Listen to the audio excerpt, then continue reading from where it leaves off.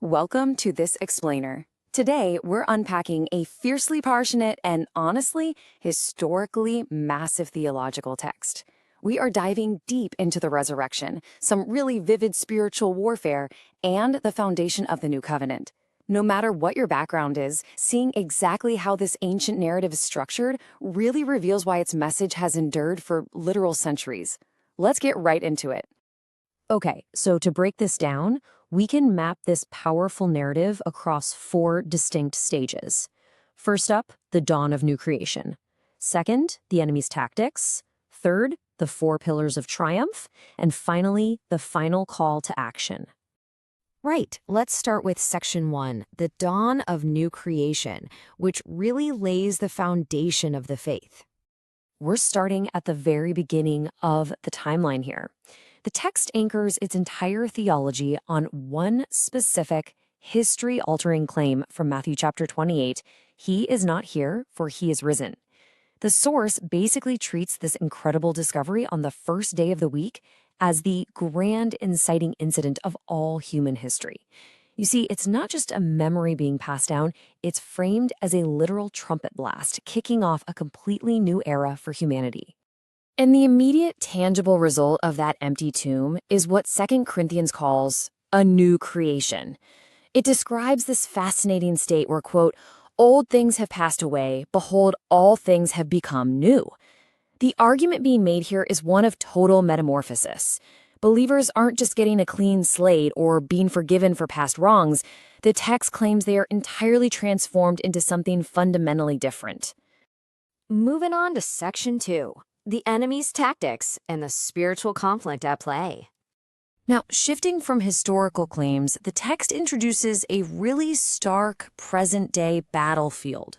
On one side, we have the oppressive tactics of the dragon, which represents Satan and spiritual darkness. And on the exact opposite side, God's people, tasked with standing firmly in resurrection power. It's painting this epic cosmic war, but one that is playing out right in everyday life. To navigate this intense battlefield, the document outlines 4 systematic enemy tactics. The enemy actively blinds minds to resurrection power, steals the joy of salvation, hardens human hearts to grace, and outright prevents faith in a risen Savior. Notice how incredibly psychological this whole thing is. It's a highly targeted, calculated strategy aimed directly at breaking down a person's inner resilience and faith. Which brings us to section 3, the 4 pillars of triumph, offering specific directives for believers. So you might be wondering, how exactly are readers instructed to survive these attacks? Well, the text provides 4 core theological pillars. Pillar 1 is the call to worship the risen Lord. And it's actually pretty fascinating that the very first defensive directive isn't about fighting back in a traditional sense, right? Instead, it's a direct call to worship, establishing this deep foundation of profound reverence. Rooting this first pillar in the text of Revelation chapter 1, the source says, "Worship him who conquered death and lives forevermore." This evokes some really incredible, vivid imagery of believers worshiping before an empty tomb that is just completely bathed in heavenly light. The imagery here is clearly designed to inspire awe, mentally grounding the believer in the stated reality of the resurrection. Now, Pillar 2 shifts to a much harsher reality: faithfulness under persecution. The text is remarkably grounded here. It definitely doesn't promise an easy, comfortable life. It openly acknowledges that claiming this new creation identity guarantees intense cultural pushback and severe pressure from the surrounding world.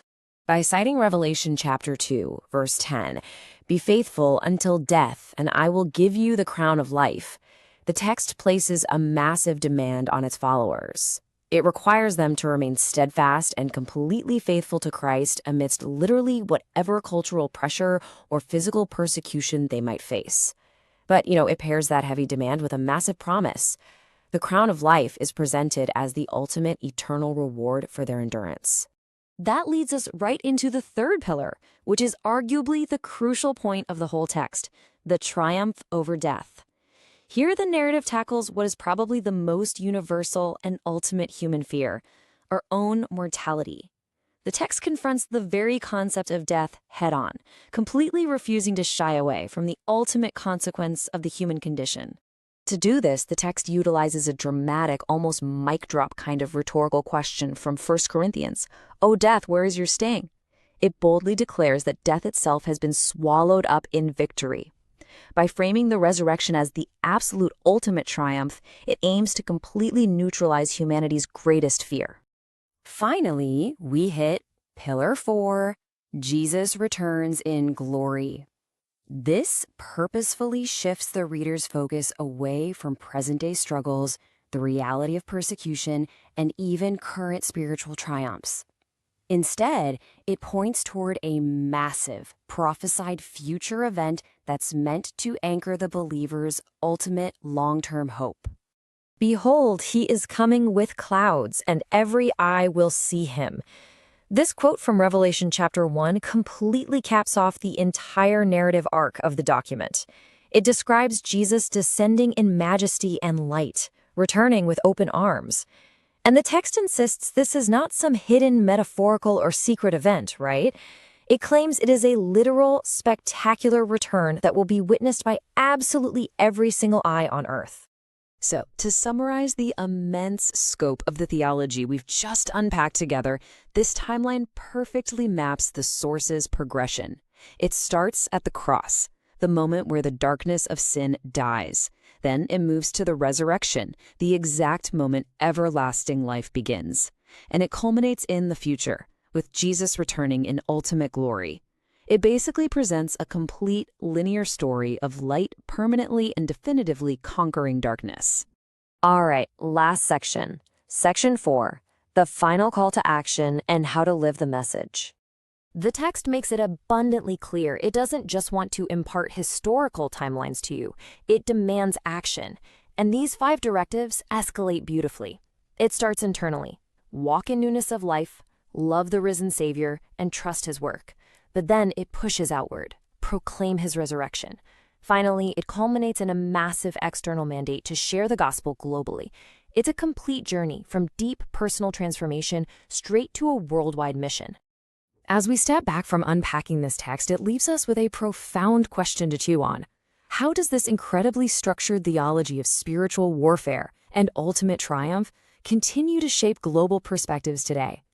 Whether you approach this document as a believer or simply as a student of history and culture, it really leaves us wondering just how deeply this ancient, compelling narrative of light conquering dark continues to drive, inspire, and define worldviews in our modern era.